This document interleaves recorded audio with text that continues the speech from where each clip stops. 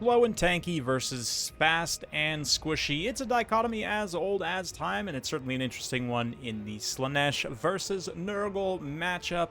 Of course, Kugath has gotten a reputation already as a little bit of a meme lord, but one thing he does have going for him is about 1,000,000 HP. Okay, only 14,000, but still, that plus the ability to heal himself with Fleshy Abundance, and of course the Nurgle army ability means that he is almost impossible to kill, and if he gets on a point, he will stay there for the entire game. And my opponent doubling down, I believe this is Rubber Duck of War I'm playing against here, I don't remember 100%, but he's doubling down with another Great Unclean One just to 100% secure an objective and ensure that I can't take it for Nurglings and a Forsaken of Nurgle in support with a Soul Grinder of Nurgle. He's got a Death's Heads, Plague Drones, which, you know, in theory, the ranged attack from the air, Slaanesh can't do anything about. Let's see if it ends up being worth it. Exalted Plague Bears of Nurgle, 2 Cultists of Nurgle, 1 Spawn, 1 Beast of Nurgle, and 3 Plague Toads. For myself, I'm coming in with the Slaanesh on the Chariot, as I have in all my Slaanesh videos so far. 3 Spawns, 1 Whip Marauder, and 3 Anti-Infantry Marauders in reserve. We've got a Soul Grinder, 3 Fiends, 2 Hell Striders, a couple of Furies to contest the air, a couple of Marauders, and Anti-Infantry Marauders, 3 Spear Marauders, and 1 more Whip Marauders. So let's go ahead and jump on in Mountains of Morn again. I apologize for showing this map so much to you during this Slaanesh sort of phase, but it just so happens that a lot of the good games I've got with Slaanesh happen to be on this map, so there you go. It seems to be a pretty decent map, probably actually my favorite of the Domination maps when I stop and think about it, due to the variety of the terrain, the forests, the ways that you can kind of maneuver. It definitely lends itself to some pretty fun games, but let's see how we can do. Definitely a very heavy force from Nurgle, and my build generally lacking in anti-large from the start. So obviously those two big boys are going to be very hard for me to deal with.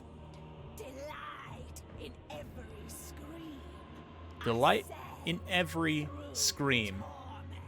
Yes, Slaanesh things. Anyway, so yeah. Kugath going to get on the move here with the Forsaken, try and move up and secure the center, as is Nurgle's sort of traditional strategy. For me, this was relatively early on in the cycle, so we hadn't maybe fully developed the play from behind strategy with Slaanesh. And even still, you know, you guys may know I'm not the biggest fan of that strategy personally.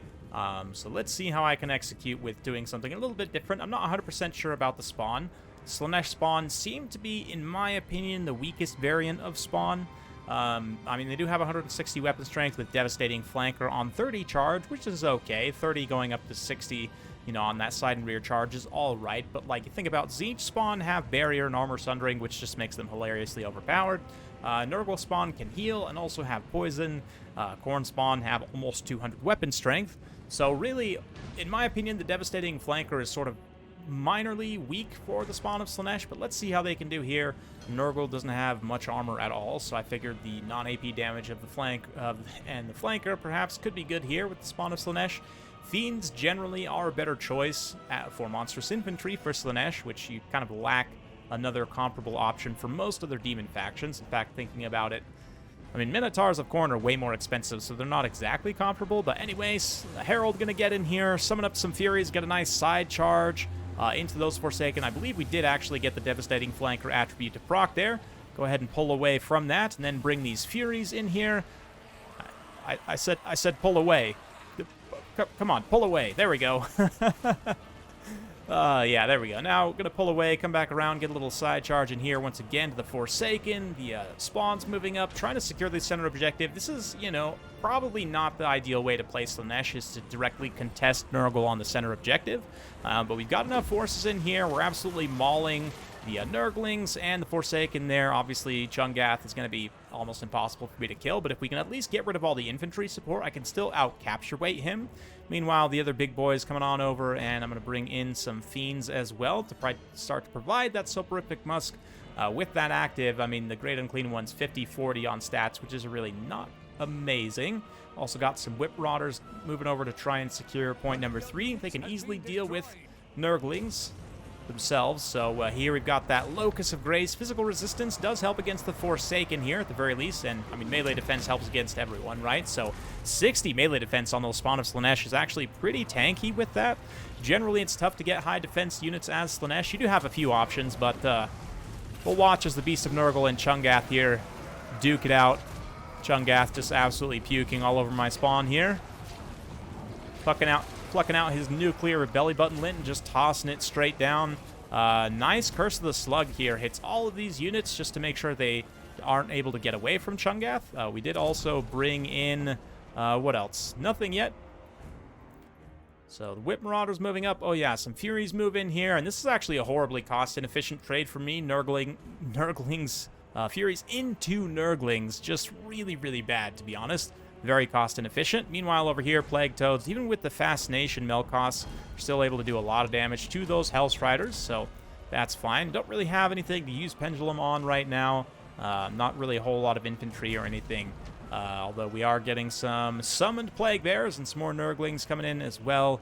Some Nurglings on the point, so for me, I'm a little bit blobbed up. I could honestly detach one of these Marauders, anti-infantry Marauders, probably to come back and help secure this point number 3, because right now, these Marauders of Slaanesh are not fully outweighing the Nurglings. Nurglings still need to get banished, so we're not doing super ideal there, but that's okay. Over here, Nurglings, again, getting contested by the Herald on the Chariot. Obviously, doesn't have enough capture weight, but if I were to hang around with those Hellstriders, I perhaps could, but I'm going to come back over and try and support on the center objective again. For the time being, at least, I've got a slight lead on points, so if I can secure this objective over here, which it does look like I'll be able to, with those Marauders, I'll put myself in a pretty good position to try and win the game here. But this center objective, honestly, the fact that I'm winning on capture here is fine, but I'm not necessarily trading great in terms of cost efficiency. We do have a nice round here on this Great Unclean one. He's taking quite a bit of damage.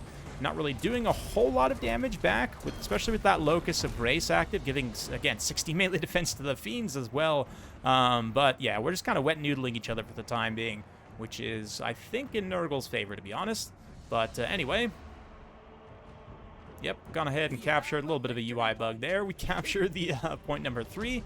And the Nurglings over here, still, again, not a very cost-effective trade for my mobile Slaanesh units to just sit and fight Nurglings in melee. You really want something like the Anti-Infantry Marauders to be fighting them, but Nurgle's brought in some more Forsaken here and the Toads, and they're starting to actually develop a presence here in the center.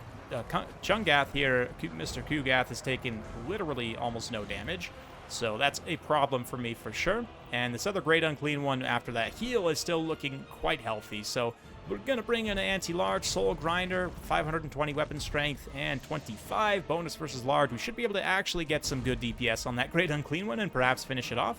Likewise, my Herald of Slaanesh is going to come over here and interrupt these Plague Bears, try and, you know, just charge them, sort of get them to lose their attack order, basically keep them from being able to get to the objective in the first place, because I'm a little worried I may end up losing this center point. But Whip Marauders coming in here, doing a great job dealing with Nurglings. Over on this side, the Hellstriders still just in a pitched combat, which, again, capture weight-wise, they're getting outweighed heavily by the Nurglings here. So it's not necessarily ideal. But there you go. Nurglings just getting chucked right there. That was fun. Anyway, yeah, this Great Unclean one's still going, though, and you can see I actually detached my Fiends from here to go fight in the center engagement. Since I have the Soporific Musk on the Soul Grinder, it's being applied to the Great Unclean one, and I figured let's go apply it to Kugath. Even still, though, 45, 59 melee defense. Ugh, gross. Like, literally gross. Anyway, the Herald coming over here to try and disrupt. There's some presence of Nurglings over here, and one of the Nurglings did actually get onto the point to start to capture it a little bit, but as long as I can continue to damage them, we should be just fine on capture there. And finally, that Great Unclean one's going down. Let's actually get up and look. I know the Soul Grinders have matched combat animations against a lot of the monsters. Let's see. That looks like a matched animation right there. A little belly stab. Let's see. Oh, the Great Unclean one with the body check. Nice. A shoulder charge right to the face. Oh, man. Getting fancy with it. Little ankle slap right there. Oof. The headbutt. Nice. Very nice. Looking at the capture here, we're still doing just fine, although maybe not soon. I mean, both these spawn are almost gone. The Fiends are also taking significant damage from Kugath at this point. I mean, Kugath himself does have, what, 500 weapon strength? 550, which is substantial.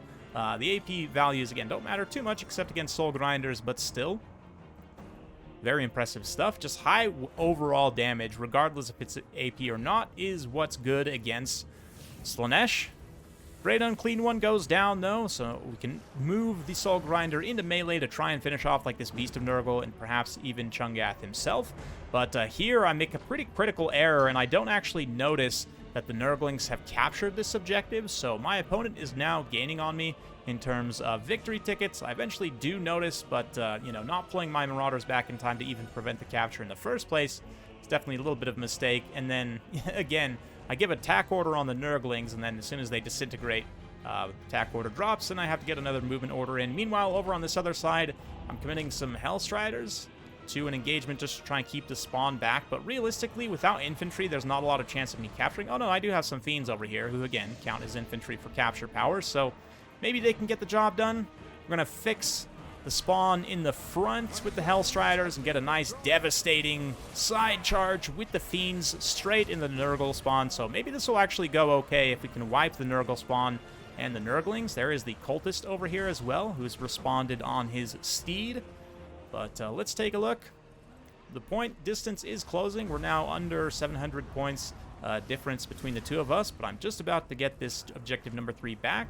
That being said, I've just about lost the middle at this point. The Chariot Herald still alive, gets a nice Penumbral Pendulum, does a lot of damage to those Exalted Plague Bearers, but I need to get away and not take the ranged damage. I think the Exalted Plague Bearers came in and threw all their death's heads at the Soul Grinder, I want to say, here, because, yeah, they've used all of their ammunition, and that thing has taken quite a bit of damage since we last checked in. But here I'm going to make a pretty serious tactical error, which is to attempt to reinforce the center where Kugath and this massive presence, especially the Exalted Plague Bearers, like now that they're on the point, it's going to be very difficult for me to dislodge them.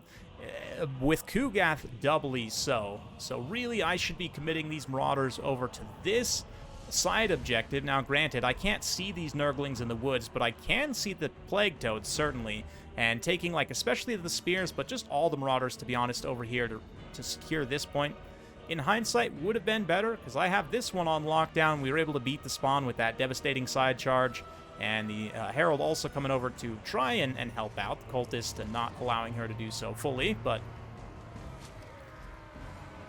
yeah, we're also, again, a little bit of a tactical error not getting all of these units fully onto the point to try and capture, because you can see that the capture weight is moving up a little bit slowly, but right now, at the very least, I do have my lead still. But let's see. I'm not far enough ahead that if I were to get 2 capped, you know, I would still win. If my opponent manages to cap and hold 2 of the objectives at this point, he will win. So let's see. Nice breath attack here. Breath spell, rather. What is that? I forget. It's not Pestilent Breath. That's the Skaven one. Stream of Corruption. That's right. We're still learning all the names of the new abilities and spells, guys, so I apologize. But another Locus of Grace just to buff up the melee defense as they're forced to fight in this big blob of stuff. Kugath himself has taken some pretty substantial damage from the Soul Grinder, but it's getting distracted attacking these Nurglings. Definitely needs to stay focused to try and finish off the Chungy boy. The question is, can I even finish him before the game ends? You can see here we've got a little bit of capture weight, just barely more than Nurgle on this center objective. It is ticking up very, very slowly. But if I'm not able to capture it in time, I am in fact going to lose. My opponent at this point has come back and actually passed me on points. I also have 3,000 supply that I'm not spending right now, which is definitely a mistake as well. So some tactical errors being made, definitely. That 3,000 supply, with especially like some cavalry or other units quickly reinforcing, might have been able to help. But look at that heal on Kugath, just putting him back up to almost full. That is disgusting. Appropriately disgusting, I would say. And yeah, still, again, failing to fully utilize my supply, bringing in a bunch of Furies on the side objective here. At this point, I mean, I'm committed to the center, but my opponent is right now getting to the threshold where I would have to 3-cap him in order to have a chance of winning. And it's very unlikely that I'm going to be able to fully 3-cap here. I mean, Kugath, again, just taking huge damage from the Soul Grinder. Maybe even double Soul Grinder would have been okay against this specific build. But regardless here, Toads against Fiends. Interesting matchup. The Toads have pretty good overall weapon damage, but the Fiends with their Sulfurific Musk means that the Toads are going to have pretty low stats overall. The Fiends just have noticeably better stats, so I don't know actually how that will end up going. A Beast of Nurgle also just getting circle beaten by Hellstriders, but tanking out that damage perfectly well. And alas, I have been able to cap the center objective, but objective number 1 is capped by Nurgle. I actually failed to fully capture it, so again, some serious tactical errors by me. I definitely had the tools I needed here to win, but I know some other multiplayer players like Falcon, for example, has been struggling in a similar way that, you know, I end up winning the battle but losing on points sometimes, which is domination for you. And for Nurgle, at least, I feel like that's sort of maybe not the most ideal way to play, but it is certainly a way you can win with Nurgle, which is just to out-sustain your opponent on the points. And even though you may be trading horribly in terms of, you know, army value cost, you can still definitely win just by sheer capture weight. And personally, I thought it was a pretty fun game for Kugath here. One of the better games I've seen from him, honestly. Was able to get onto a point and just outlast all of Slaanesh, which is pretty impressive at the end of the day. Almost 3,000 damage value as well. So, I mean, not only did he last, but he also dished it out. The Great Unclean One didn't quite pay for itself, kind of got worn down by my circle beating, but also survived for a substantial amount of time, which in and of itself is useful. The Nurglings, considering they were each summoned probably 2 times, pretty good value overall. Nurglings generally trade pretty cost effectively with a lot of Slaanesh's, again, mobility stuff. Not so much against the Marauders, but even then, actually, maybe okay. Marauders are fairly squishy. I didn't end up using, my opponent here didn't end up using the Soul Grinder. Plague Drones came in and didn't really do anything, but I guess they were there. Exalted Plague Bears I actually like quite a bit in this matchup. If they can get onto an objective, they're going to be extremely hard to dislodge, and just that high overall HP pool makes them a good candidate for healing.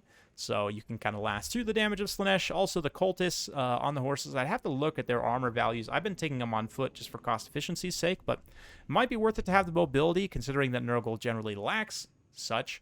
And might be worth it to take the horses consistently on these guys. We'll see. Spawn didn't do too much. I had the answers I needed for them. I kind of expect Nurgle spawn because I'm a big fan of them myself. So, and then the Plague Toads actually are pretty decent stuff. 1,000 damage value on one, 680 on the other.